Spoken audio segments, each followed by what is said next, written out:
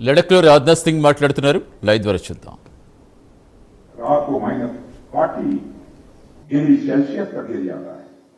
जहां ऑक्सीजन की भारी कमी हो, जहां साधारण इंसान का जीवित रहना ही अपने आप में एक चुनौती है। और उसके ऊपर एक और चुनौती थी, स्ट्रेटेजिक डिसएडवांटेज, यानी दुश्मन ऊपर और बंकरों में सुरक्षित बैठा हुआ था और हमारे जवानों को सीधी खड़ी चढ़ाई चढ़कर उनकी गोलियों की बौछार का सामना करते हुए नीचे से ऊपर की ओर उन्हें आक्रमण करना था। मिलिट्री साइंस की हर किताब में यह एक असंभव सा ऑपरेशन था, लेकिन हमारे जवानों के शौर्य के सामने हर किताबी ज्ञान छोटा पड़ गया। साथियों, और हमारी इस विजय का मूल्य हमारे 500 से अधिक वीर सपूत ने अपना अनमोल जीवन देकर चुकाया है। मुझे उनकी संख्या उस समय 546 है। मुझे अच्छे से याद है कि उस दौर में जब हमारे बलिदानियों के पार्थिव शरीर तिरंगे में लिपटे हुए उनके गांव और शहरों में पहुंच रहे थे, तो उस समय जो करुणा और गौरव का मिला जुला भाव भरा था, वो कभी भुलाए नहीं भूला जा सकता है। कोई नई नवेली दुल्हन थी जिसके हाथों की मेहंदी का रंग भी नहीं छूटा था, लेकिन उसके माथे का सिंदूर धुल गया।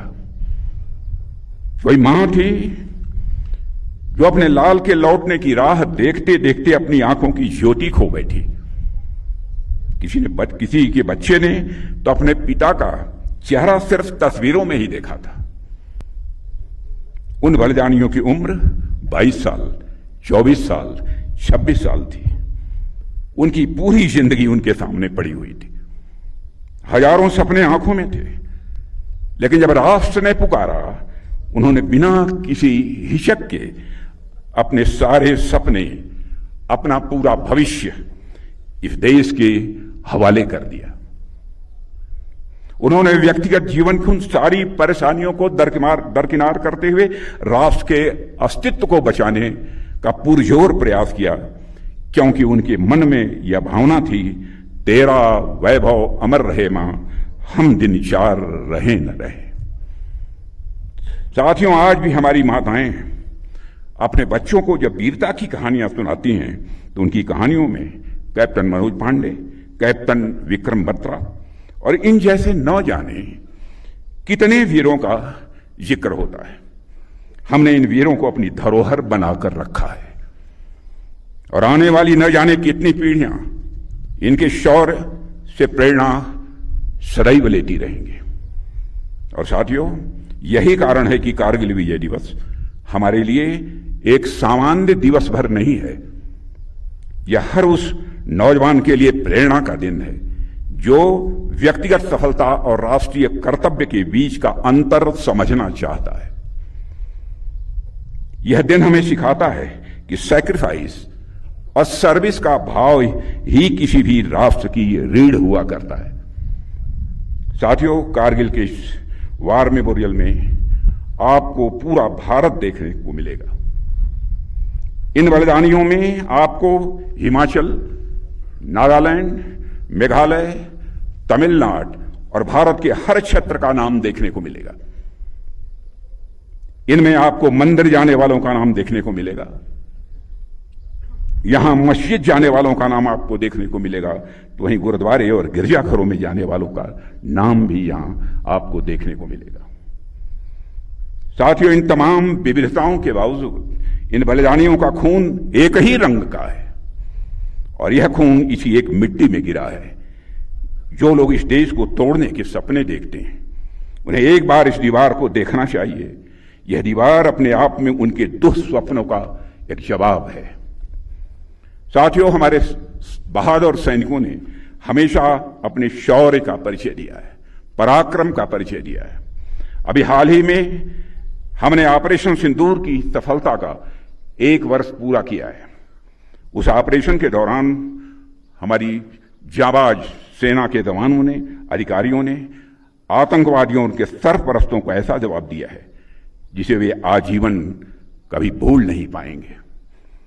ऑपरेशन सिंदूर ने यह साफ कर दिया है कि भारत को आतंकवाद के सहारे डराने का सपना देखने वालों का अब अंजाम क्या होगा।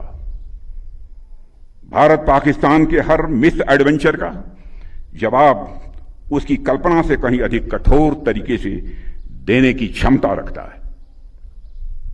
और मैं इस मंच से यह साफ संदेश देना चाहता हूं कि भारत की संप्रभुता की ओर बढ़ने वाला हर नापाक कदम का यही अंजाम होगा।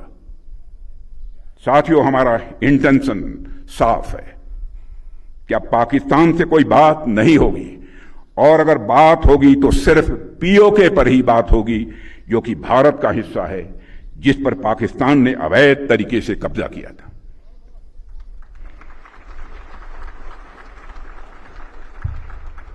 साथियों, पाकिस्तान ने इस समय आतंकवाद को अपनी सरकारी नीति का एक हिस्सा बना लिया है, और वहां पर मिलिट्री और मिलिटेंट्स के बीच का फर्क पूरी तरह से समाप्त हो चुका है। वहां की सेना आतंकवादी संगठनों को संरक्षण ही नहीं देती है, उनके साथ मिलकर काम भी करती है। इसलिए हमने ऑपरेशन सिंदूर के समय ही यह साफ कर दिया है कि भारत अब आतंकियों और उनका पोषण करने वाली सरकारों को अलग अलग करके नहीं देखेगा। साथियों, कारगिल युद्ध को बीते हुए लगभग 27 साल गुजर गए, और इन वर्षों में आज भारत और पाकिस्तान के रास्ते साफ साफ अलग दिख रहे हैं। आज भारत इनोवेशन के रास्ते खोज रहा है तो पाकिस्तान इन्फिल्ट्रेशन के नए रास्ते खोज रहा है। भारत शिप डिजाइन कर रहा है तो पाकिस्तान टेरर डिजाइन में लगा हुआ है। भारत स्टार्टअप इकोसिस्टम खड़ा कर रहा है तो पाकिस्तान टेरर इकोसिस्टम खड़ा कर रहा है। भारत से भी कंडक्टर्स बना रहा है तो पाकिस्तान सुसाइड बॉम्बर्स तैयार कर रहा है। भारत स्पेस मिशंस के लिए जाना जा रहा है तो पाकिस्तान प्रॉक्सी मिशंस चला रहा है। भारत अंतरिक्ष में सैटेलाइट्स भेज रहा है तो पाकिस्तान आज भी आतंकवादियों को सीमाओं के पार भेजने में लगा हुआ है। भारत दुनिया को सॉफ्टवेयर दे रहा है तो पाकिस्तान दुनिया को स्लीपर सेल्स दे रहा है। भारत डाटा सेंटर्स बना रहा है तो पाकिस्तान रेडिकल सेंटर्स बना रहा है। भारत यूपीआई से दुनिया को जोड़ रहा है तो पाकिस्तान हवाला से आतंकवाद को जोड़ रहा है। यानी हमारे रास्ते अलग अलग हैं। ऐसे में अगर पाकिस्तान अपने घटिया मंसूबे लेकर हमारी समृद्ध